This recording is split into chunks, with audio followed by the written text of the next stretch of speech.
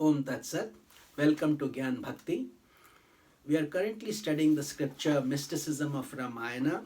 Commentaries by my Guruji, Swami Jyotirmayananji Maharaj, narrated by myself, Swami Nikhilananda. We are currently on Sundarkand and we were in yesterday's satsang episode, we were studying Hanumanji in the Ashoka Grove meeting Sita there. So Hanuman then eagerly entered the garden and gobbled up all the precious fruits. Then, with a devilish spirit, he tore up the trees from their very roots and began to lay waste in the garden. When the demon watchmen confronted him, he simply tore them apart also. Those who escaped the blows of Hanuman went to Ravana crying loudly about a terrible monkey and the amazing damage he had done to the royal garden and its caretakers. So let's review the mystical meaning. Hanuman's exploits in the Ashoka Grove are profoundly mystic as well as dramatically colorful. Ashoka literally means sorrowless. Shok means sorrow, Ashok means sorrowless. Deep within the city of Lanka, despite the presence of demons everywhere, there was a place where Sita waited peacefully with faith and devotion to be reunited with Rama. In that place, Sita could never really be harmed, for she was fully aware of her divinity at all times and knew that she was only playing the role of one who was in bondage. Similarly, deep within the human personality, despite the presence of Ashubha Vasanas or impure impressions everywhere, the intellect is ever pure and untouched, waiting for the aspiring soul to discover it with the help of Sadhana Shakti or Hanuman. Hanuman entered Lanka as a small monkey, but once in the grove with Sita, he assumed his gigantic form and eventually brought havoc to the entire city. Similarly, insight enters into an aspirant's unconscious mind like a little monkey, but the changes that it brings about have major effects in his life. Penetrative vision is subtle, but once it enters, it does terrific damage to the unconscious impurities. Just as one ray of light can destroy a whole room full of photographic negatives, one ray of insight can demolish countless impure impressions that reside in the unconscious. Hanuman's ravaging of the fruit trees is an indication that the overhauling of the unconscious has begun. They have to come out with their roots. With the strength one attains through devotion and intense sadhana, an aspirant like Hanuman begins to enjoy the fruit of spiritual values that have long been held under the control of the dark forces in the unconscious. At the same time, he begins to uproot the trees of illusion which have been nurtured by demoniac impressions so that new fruits will not arise from them anymore. So let's move to the next episode. Hanuman is captured. Upon hearing about the terrible monkey that was ravaging his fruit garden, Ravana immediately dispatched many great soldiers to stop him. When they descended like a cloud upon Hanuman, he roared like a thunderclap and fell upon those angry demons, destroying most of them in no time. Some who were half dead somehow dragged themselves to Ravana, bewailing his plight, and informed Ravana of the terrible massacre that had taken place.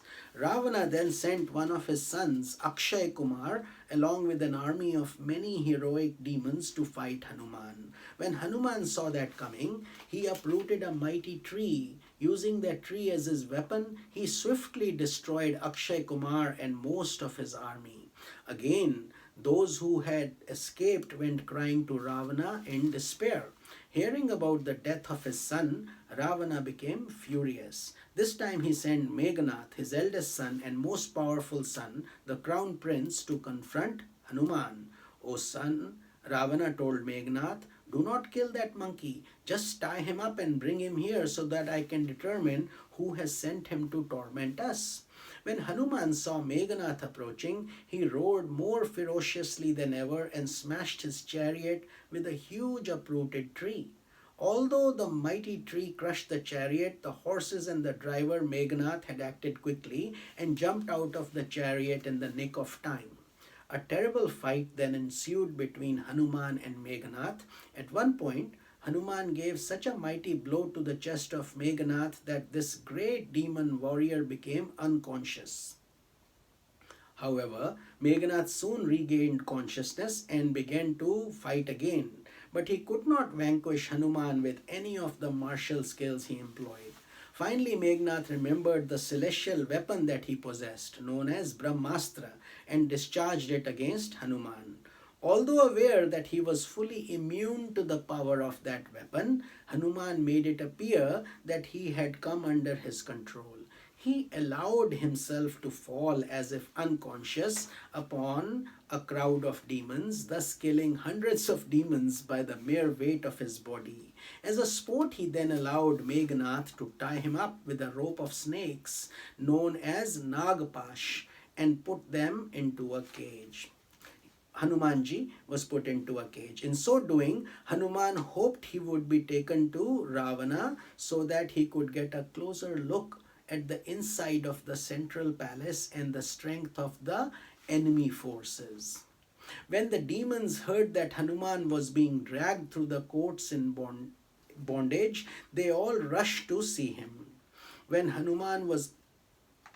Hanuman continued to be unconcerned about his apparent humiliation and enjoyed observing Ravana's court and the power that the demons possessed. Imagine now he was bound and he was being taken as a prisoner in the streets before Ravana's court. But yet he kept his calm and cool, understanding head while he continued to observe the details of what to learn. Seeing Hanuman at that last before him, finally, Ravana taunted and insulted him with great delight. With ridiculing laughter, he said, "O monkey, who are you? On the basis of whose strength did you come and destroy my gardens and my soldiers? You foolish one, are you not afraid of losing your life?" "Listen, O Ravana," replied Hanuman. "I am the messenger of him by whose Maya this world and millions of other world systems have been created.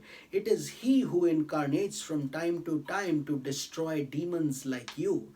It is on the basis of a ray of his immense power that you have been able to conquer the world and steal his wife, Sita.